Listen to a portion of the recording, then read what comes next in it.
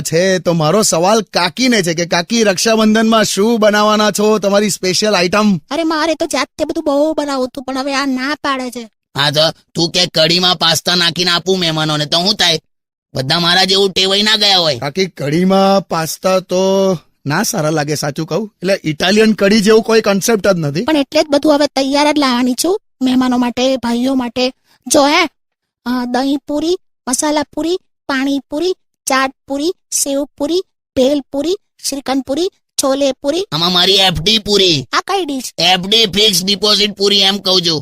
આટલું બધું હોય? ખાવા દો ને, બધા આયા છે તો. તો તું બહુ હોશિયારી મારતી હતી કે મારા કુટુંબમાં તો એક જણ કે શ્રાવણ મહિનો રાખે, એક જ ટાઈમ ખાય. આ તો રાખે જ છે, ખાલી સાંજે જ ખાય છે. આ તો બધાને હવાર બોલાય. ચાલ, એમને જ્યારે આવું હશે ત્યારે આવશે. ઓકે. અને તું ઓછું ખાજે. આ બહેનોનું છે ને, મેં જોયું છે, મહેમાન આવ્યા હોય ને તો એમને આમ સમોસા. પણ એક વાત કહું, મેં ખરેખર મેઇન રોડ પર રાત્રે ભૂત જોયેલું. ના હોય લી. અરે ખરેખર કહું છું, કોક ભાઈનું ભૂત હતું, ટોટલી આમ વ્હાઈટ કપડામાં, હાથમાં ઘડિયાળ હતી અને આમ મને આમ પ્રણામ કરતા હતા. બે તો પેલા ઘનશ્યામ ભાઈ હવે આપણા એરિયાનો કોર્પોરેટર છે, ઇલેક્શનમાં ઉભો રહેવાનો છે એટલે હાથ જોડીને બધા રાત્રે ફર્યા કરે છે. શું વાત કરો છો? હું તો એમની સામે હનુમાન ચાલીસા બોલતી બોલતી નીકળી. તુલી ખરી છે. હવે દરેક વ્હાઈટ કપડામાં આમ દેખાય એ બધા ભૂત જ ના હોય. હમણાં જોજે અબ્બાસ મસ્તાનનો ફોન આવશે સ્ટુડિયોમાં.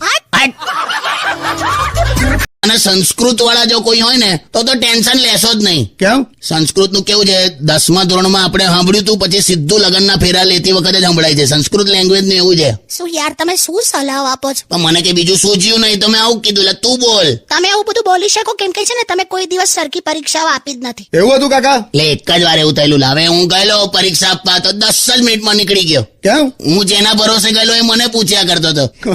કાકા સૌથી ઇમ્પોર્ટન્ટ સલાહ તો આ જ છે કે છોકરાઓ, તમે લોકો મોબાઈલ ઓછો વાપરો અને થોડું બુક્સ પર વધારે કોન્સન્ટ્રેટ કરો, મસ્ત વાંચો. તું એ ઓછો વાપરજે. હા, કે જેટલી આંગળીઓ તું ફોન પર ફેરવે છે ને એટલી તે રુદ્રાક્ષની માળા પર ફેરવી હોત તો અત્યારે તને ભગવાન મળી ગયા હોત, ગયે હોત ને હું શાંતિથી. બસ બસ એન્ડ બસ. સારું ચાલ.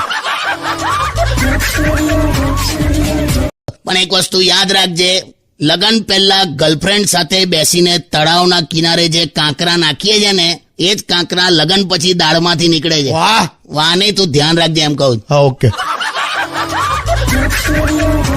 કિશોર કાકા, હું ક્યારનો કાકીની રાહ જોતો તો. કાકી, સવારથી કાકા સાથે વાત કરું છું અને શિયાળાના ગેરફાયદા સમજાવે છે. હમણાં મેં રોમેન્સની વાત કરી તો કેવું બધું ના હોય, જુઠ્ઠું હોય ને એવું બધું કહે છે. પણ તું કયા માણસ સામે રોમેન્સની વાત કરે? તું જુઓ તો કરો.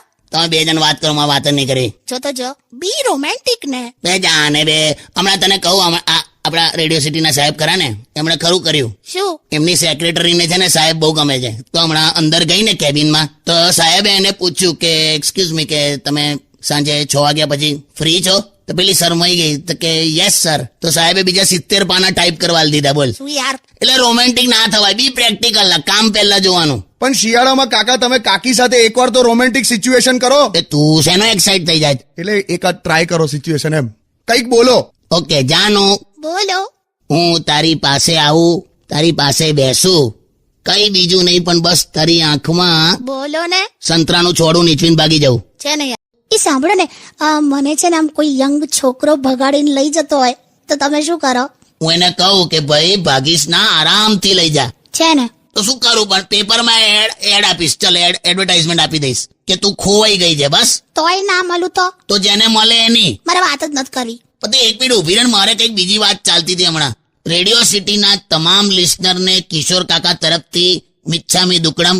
કોઈ વાતને લઈને તમને કઈક ખરાબ લાગ્યું હોય, દુઃખ થયું હોય તો બોલ્યું ચાલ્યું માફ કરજો. માય ગોડ, આવું મને ક્યારે કીધું નથી. જો હવે તું હવે જપને લી. હવે ચાલ, સારું ચાલ, તને કહી દઉં આજે આઈ લવ યુ. બસ. વાવ. જોયું તે? શું? 2 વાક્યોથી લેડીઝ નો મૂડ સારો થઈ જાય. એક આ આઈ લવ યુ અને બીજું 50% discount. Stadium with radio city 91.1 કરે છે. બાકી તું વિચાર કર ભઈલું, હસબન્ડ કેવો હોવો જોઈએ? કેવો? વાઈફ તૈયાર થતી હોય ને તો એને આમ સેફટી પિન મારી આપે. તે જાનેલી, પેલા કુવામાં નાખવાના દોરડા આવે ને જાડા, એવી તો તારી ચોલીની દોરીઓ બને છે. પાછળથી તો રણતુંગાને બાંધ્યો એવું લાગે છે. દિવાળી કરીને ફટાકડા ફોડ્યા ને બસ જેના જીવનમાં આવા રોજ ધડાકા થતા હોય એને દિવાળીમાં હું ફટાકડા ફોડે? મને તો યાર શરદી થઈ ગઈ છે, બંને નાક બંધ છે. ઘરે ફટાકડા પડ્યા છે, 2 ટેટા નાકના ભૂંગરામ ભરાઈને ધડ ધડ ફોડી નાખ, બધું ખુલી જશે. ની ખરીદી કરવા નીકળી હતી ને તો એક જણે મસ્ત પાટિયું માર્યું હતું કે 500 રૂપિયામાં આખી જિંદગી બેસીને જમો. ઓલી 500 રૂપિયામાં આખી જિંદગી બેહીને જમો એમ? યસ. એટલે હું હતું? ખુરશી વેચતો હતો. એટલે બેહીને જમો એમ? લા કેવા માણસો લા. તો તું ખરીદી નહીં કરી આઈ ને? ના આવે કે હું ડોબી નથી. અને સ્ત્રીઓને કોઈ મૂર્ખ ના બનાવી શકે. હા, ખાલી ગોરા કરવાની ક્રીમ બનાવે છે ને કંપનીઓ, એ જ બનાવી જાય તમને લોકોને. ચૂપ રહો. એક તો મારી સાથે ખરીદી કરવા કશે આવતા નથી અને પાછા રોમેન્સમાં સાથ નથી આપતા. રોમેન્સમાં સાથ નથી આપતા એવું બોલાય? એટલે રોમેન્ટિક નથી થતા એમ. એ કાકા આજે હવે વરસ પૂરું થવા આવ્યું યાર, કંઈક તો કહો યાર. કાકી પર એકાદ શાયરી આવવા દો. યાર તું શું યાર, ઉભો રે. ઓ પ્રિયે, ઉભી રહે, પૂરું થવા દે. ઓ પ્રિયે, મને એમ થાય છે કે હું તારા હાથનો રૂમાલ બની જાઉં. આહા. મને એમ થાય છે કે હું તારા હાથનો રૂમાલ બની જાઉં. પણ તને જે હિસાબે શરદી થઈ છે ને, મારી હિંમત નથી થતી. What? હાટ.